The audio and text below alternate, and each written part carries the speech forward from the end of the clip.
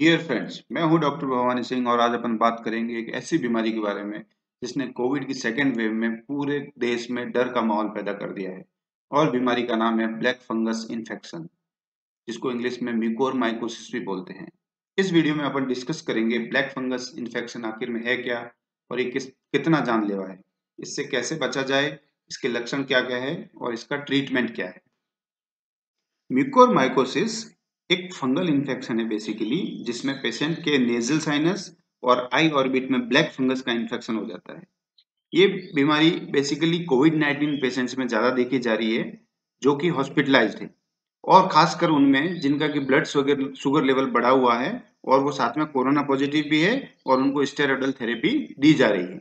उनके ऊपर ये ब्लैक फंगस ज़्यादा आसानी से अटैक कर रहा है।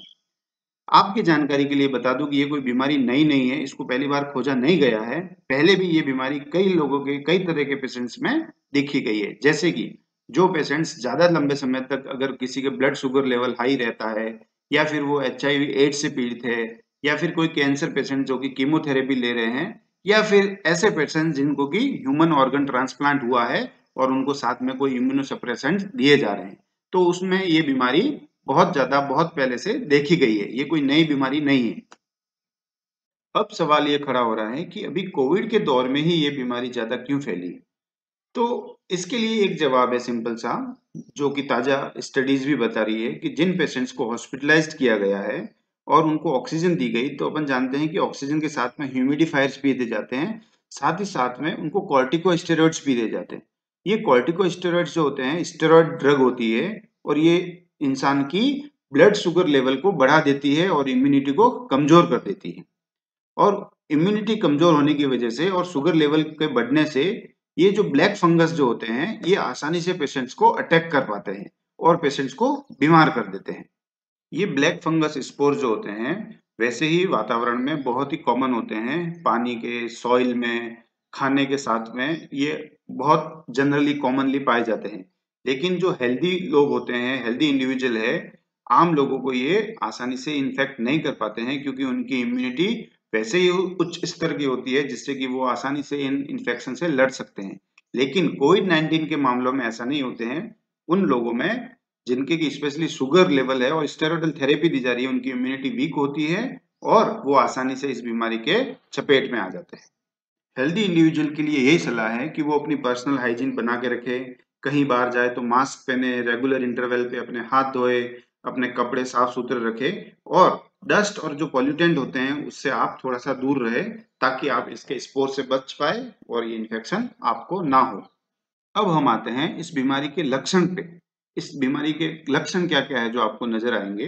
पहला, अगर नाक और आँखों के दोनों तरफ, चारों तरफ अगर रेडनेस है और दर्द है, बुखार है या फिर सर दर्द हो रहा है, खाँसी हो रही है या फिर साँस की तकलीफ हो रही है, या फिर अगर उल्टी में, मुँह में, नाक में अगर ब्लड आ रहा है, या फिर आपका जो मेंटल स्टेटस है उसमें कन्फ्यूजिंग लेवल आ जाए। अगर आप किसी भी लेवल पे अगर आपको लगे कि आप कंफ्यूजन फील कर रहे हैं, तो इस बीमारी के ये लक्षण है, शुरुआती लक्षण, जो कि आप इनिशियल लेवल पे उसको पकड़ सकते हैं।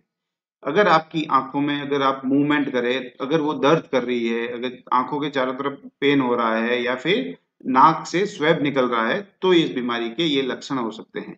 अगर साइनस कंजेशन फील कर रहे हैं, अगर दांत ढीले पड़ रहे हैं, जबड़ों में से अगर पस निकल रहा है, आंखों में से पानी आ रहा है या फिर बैंगापन आ रहा है आपको, तो भी ये इस बीमारी के लक्षण हो सकते हैं।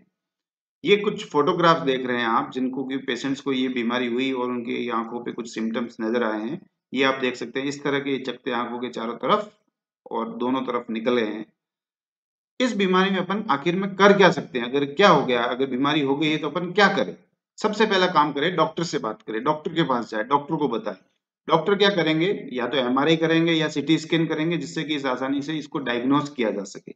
इसके डायग्नोसिस के बाद में सबसे पहला काम आपको करना है कि अगर आप स्टेरॉइड ले रहे हैं, कोई पेशेंट अगर स्टेरॉइड थेरेपी है, तो स्टेरॉइड को बंद कर दिया जाए।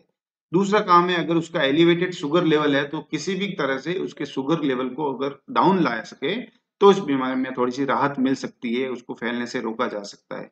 शुगर को आपको पेशेंट को कंट्रोल करना ही करना है, हेल्दी डाइट लेनी है, किसी भी तरह से दवाइयों से उस शुगर को आपको नॉर्मल लेवल तक लाना है। अब अगर अनफॉर्चुनेटली ये सिम्पटम्स आ गए हैं, ये डिजीज हो गई है, तो क्या इसका इलाज अवेलेबल है? जी, बिल्कुल इसका इलाज अवेलेबल है। इसके लिए एम्फोटेरिसिन बी के इंजेक्शंस जो कि इंट्रावीनस या फिर सीवियर केसेस में लोकली भी अप्लाइड किए जाते हैं और इससे बहुत हद तक पेशेंट्स को रिलीफ मिलती है और पेशेंट क्योर भी हो जाते हैं। बहुत सारे केसेस में अगर इन्फेक्शन ज़्यादा स्प्रेड हो जाता है, तो एक डॉक्टर्स की टीम इस पे काम करती है जिसमें कि आई स्पेशलिस्ट, ईएनटी स्पेशलिस्ट और न्यूरोसर्जन जो होते हैं, वो एक टीम वर्क करते हैं, उसमें उसका ट्रीटमेंट किया जाता है या फिर अगर ये बहुत ज़्यादा फैल गया है, तो उसके लिए सर्जिकल प्रोसीजर अपनाए जाते हैं जिसमें कि उस बॉडी पार्ट्स को क्लीनिंग की जाती है या फिर उसको रिमूव कर दिया जाता है। अंत में मैं ये कहूँगा कि अगर आपको अर्ली स्टेज में ही ये डायग्नोस हो जाता है, तो ये जानलेवा बिल्कुल भी नहीं है और इसका पूरी तरह से इलाज संभव है। खासकर अगर आपको शुगर है और आपको कोविड इन्फेक्शन भी हो गया है और आप स्टेरॉयडल थेरेपी पे हैं, तो आपको ज़्यादा प्रिकॉशंस लेने की ज़रूरत है और अगर कोई लक्षण आता है आपको, तो आप तुरंत डॉक्टर को बताएँ। अगर आप हाल ही में हॉस्पिटल से डिस्चार्ज हुए हैं और आपको कोविड इन्फेक्शन नेगेटिव आ गया है, रिपोर्ट आरटी-पीसीआर रिपोर्ट नेगेटिव आ गई है, तो भी आप इन लक्षण के लिए आप बार-बार चेकअप करते रहे। अगर आप देखें आपको थोड़ा-सा भी कहीं फ़ील हो, तो आप डॉक्टर से बात करें और इसका ट्रीटमेंट तुरंत लें। Thank you.